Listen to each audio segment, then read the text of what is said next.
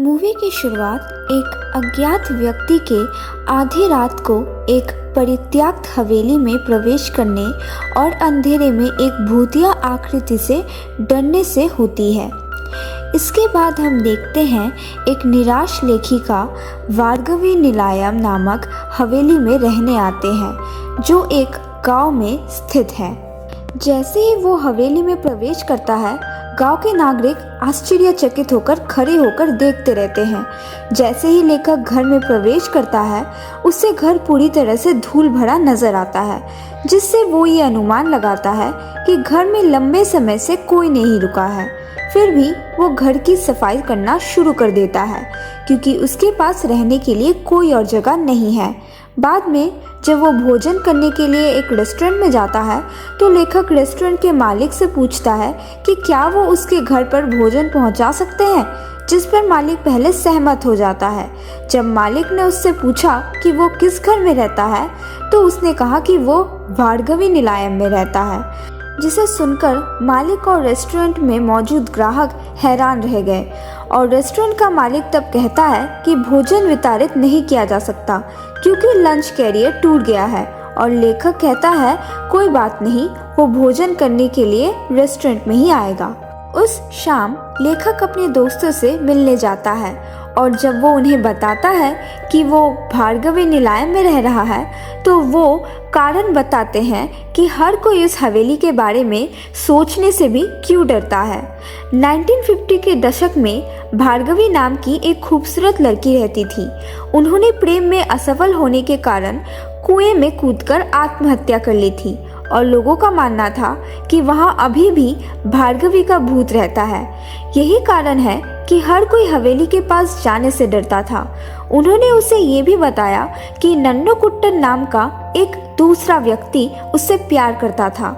ये सुनने के बाद लेखक उनकी बातों पर ध्यान नहीं देता और उनसे कहता है कि भार्गवी उसे ठेस नहीं पहुंचाएगी और यहाँ तक कि वो भार्गवी के भूत से भी बात करना शुरू कर देता है।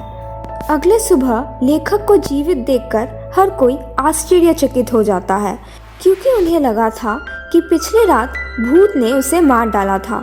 जब लेखक नाश्ता करने के लिए रेस्टोरेंट में जाता है तो मालिक उसे वही बात कहता है जो पिछले दिन उसके दोस्तों ने उससे कही थी। लेखक होटल मालिक से कहता है कि उसने भार्गवी पर एक कहानी लिखने का फैसला किया है। बाद में जैसे ही लेखक कहानी लिखने बैठता है, उसे घर के दूसरी तरफ एक स्टोर रूम से आवाज़ें सुनाई देती है।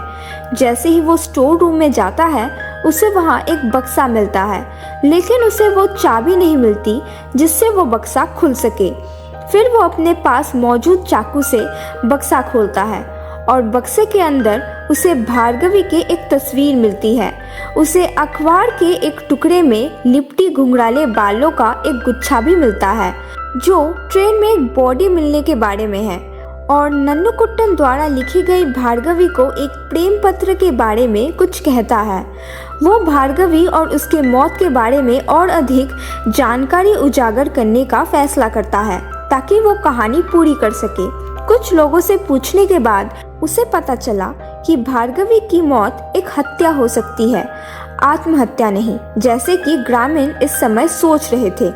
एक रात जब वो एक कहानी लिख रहा था, उसका लैंप में मिट्टी का तेल खत्म हो जाता है और वो लैंप में भरने के लिए मिट्टी का तेल लेने अपने दोस्तों के घर जाता है।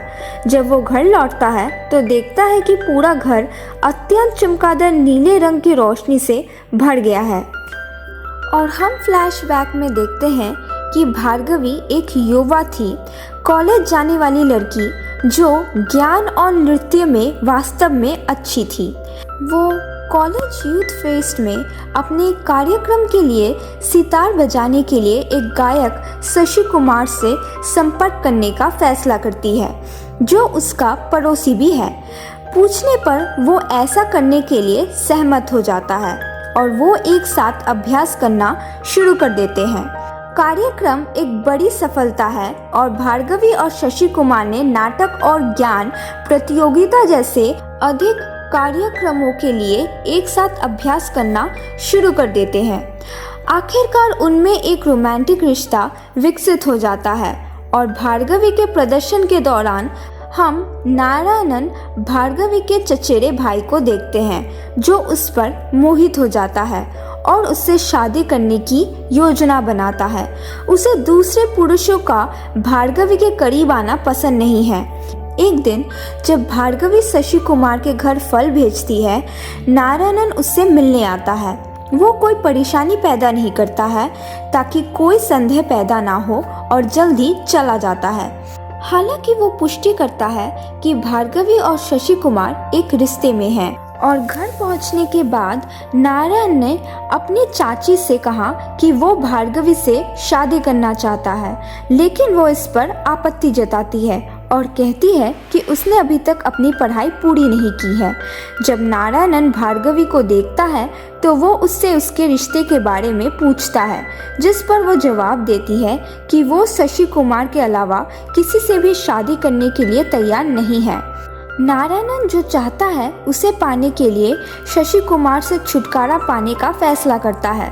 बाद में उसने भार्गवी को एक पत्र लिखकर कहा कि वो ये सुनिश्चित करने के लिए कुछ भी करेगा कि वो उससे शादी करेगा। ये वही पत्र है जो बशीर को बक्से में मिलता है और पता चलता है कि नारायणन ननुकुट्टन है। उस शाम गांव में कुछ राजनीतिक मुद्दे उठाने के कारण शशि कुमार ने लखनऊ जाने का फैसला किया। जैसे ही वो ट्रेन में चढ़ता है, नारायणन भी उसे ट्रेन में उसके साथ जाता है और कहता है कि उसे नौकरी के लिए साक्षात्कार के लिए दिल्ली जाना है। नारायण ने शशि कुमार को केले का एक गुच्छा दिया और कहा कि उन्हें भार्गवी ने उनके लिए भेजा है। वो केले स्वीकार करता है और ट्रेन में ही उन्हें खाना शुरू कर देता है। जल्द ही उसे बेचैनी होने लगती है और सांस लेने में कठिनाई होने लगती है। जैसे ही वो नारायणन से थोड़ा पानी मांगता है, वो पानी देने से इनकार कर देता है। तब पता चलता है कि नारायणन ने शशि कुमार को देने से पहले केले में जहर मिला दिया था। इसके तुरंत बाद शशि कुमार की ट्रेन में मौत हो जाती है और काफ़ी दिनों तक शशि कुमार को ना देखकर भार्गवी बहुत परेशान हो जाती है और चिंतित रहने लगती है।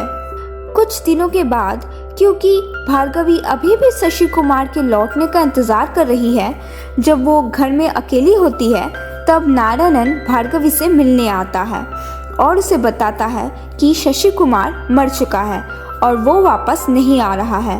भार्गवी रोने लगती है और कहती है कि उसकी शादी पहले ही हो चुकी है और नारायणन अब उससे शादी नहीं कर सकता। नारायणन क्रोधित हो जाता है और भार्गवी को कुएं में फेंक देता है और भार्गवी की मृत्यु हो जाती है। कहानी वर्तमान में स्थानांतरित हो जाती है, जहां लेखक कहानी के लिखना समाप्त करने वाला है। एक रात के दौरान जब लेखक कुएं के पास खड़ा था और प्रतीत होता है कि वो भार्गवी के भूत से बात कर रहा था, नारायणन प्रकट होता है और लेखक को बताता है कि वो वही था जिसने भार्गवी को मार डाला था। लेखक नारायणन से कहता है कि उसके पास पूरी कहानी हो सकती है और वो उसे जाने देने के लिए कहता है, लेकिन नारायणन कहता है कि क्योंकि लेखक पहले से ही पूरी सच्चाई जानता है, इसीलिए लेखक को मरवाना उसकी ज़रूरत है और वो लड़ना शुरू कर देते हैं। जैसे ही लेखक गंभीर रूप से आहत होता है, बारिश होने लगती है और अंततः नारायणन ने खुलासा किया कि शशि कुमार की मृत्यु केवल जहर के कारण नहीं हुई थी और नारायणन ने ट्रेन से बाहर निकलने से पहले उसका गला घोंट कर मार डाला था और नारायणन ने ट्रेन से बाहर निकलने से पहले उसका गला घोंट कर मार डाला था। जैसे ही वो लड़ रहे होते हैं, वो कुएं तक पहुंच जाते हैं और उसके पास लड़ना शुरू कर देते हैं। नारायणन लेखक को लगभग कुएं में डूबने में सफल हो जाता है, लेकिन वो खुद कुएं में फिसल जाता है और डूब जाता है। लेखक नारायणन को कुएं से बाहर निकलने में मदद करने का फैसला करता है और एक रस्सी देता है, लेकिन जैसे ही नारायणन रस्सी पकड़ने की कोशिश करता है, भार्गवी की आत्मा उसे कुएं में और गहराई तक खींच लेती है और वो उसी तरह मर जाता है जैसे कई साल पहले भार्गवी की मौत हुई थी। जैसे ही लेखक नारायणन को वापस चलने में मदद करने के लिए कुएं की ओर देखता है, वही चमकदार नीली रोशनी फिर से दिखाई देती है, इस बार कुएं से। इसके साथ ही वो कहानी भी सामने आ जाती है जिससे नारायणन ने लड़ाई से पहले कुएं में फेंक दिया था, जिससे ये कहानी को प्रकाशित करने की भार्गवी की इच्छा को दर्शाता है।